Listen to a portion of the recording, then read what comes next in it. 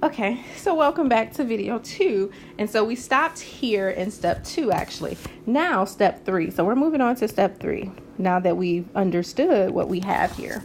Okay, so again, our goal is to what? What's our goal? Make sure you always know what the goal is. It's to find your solution, right? In this case, we want to find f of x1 because we're looking for our solution in 2 variables. All right, so step 3 is start with the partial derivative of f of x and integrate. You actually can do this with either one. It's just, I think we normally start with the partial derivative of x. You only have to do one or the other, either partial derivative of x with respect to x or with respect to y. I think we just normally do it with x. All right, so integrate with respect to, and I'm going to say this, from now on, I'm going to put WRT for shorthand for respect to. Okay, x. Or y, respectfully, but we're going to do it just with x. Okay, so f of x, we know is equal to, we said, well, that's equal to 5x plus 4y, right? We just saw that. If we integrate both sides, let's integrate this. 5x plus 4y dx. Now here's the thing. Because, and we have to be careful here because I know this is where I can see students getting lost.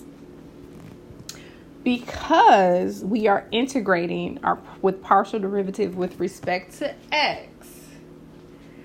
All right, we're taking the integral on both sides. Y is being treated as a constant, right? And so what that means is when we integrate, we have to, I'll make this bigger. Okay. We have to keep in mind this term here is actually, it's not in the integral.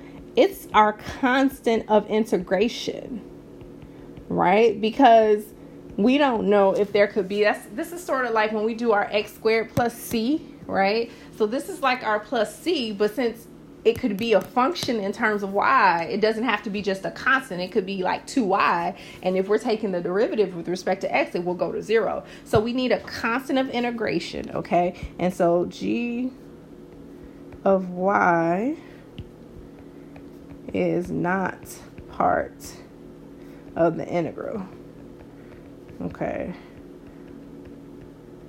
It's there, and I guess I'm not for sure why they do it before they finish integrating. Maybe just so you'll know that you need this integration there. It could technically be done afterwards.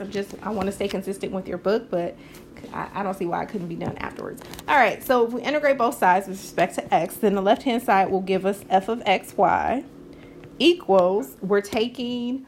remember, we're taking it with respect to x. So treat y as a constant. So then here, for this first term, we'll just integrate that regularly. So that's going to be 5/2 x squared. This second term, that's an entire constant. So it's not y squared over 2, right? That's a constant because we're integrating with respect to x. So this is just going to be 4xy and then, or yx, I guess. And then plus g of y, that constant of integration. Okay. Hopefully that made sense. Well, so that's we're step 3, right? Let's go to step 4. Okay. So step 4. Hold on.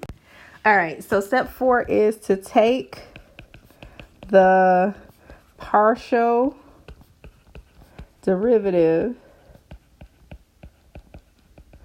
with respect to y to find f of y.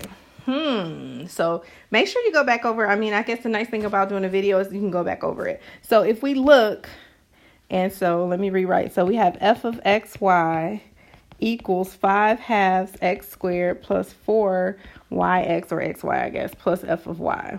So now we do df with respect to y. And we're going to get what? So now x is the constant, right? So we're just going to get x plus f prime. Oh, g. I'm sorry. That should be a g. Plus g of y plus g prime of y. All right. And so what we have, well, we know what? If we go back to here, we know what df of dy is, right? So looking here, we know that this is going to be equal to what? 4x minus 8y cubed. Look at that. Look at that. Isn't that nice, right? And so what that tells us is that, so g prime of y equals what? Negative 8y cubed. Okay.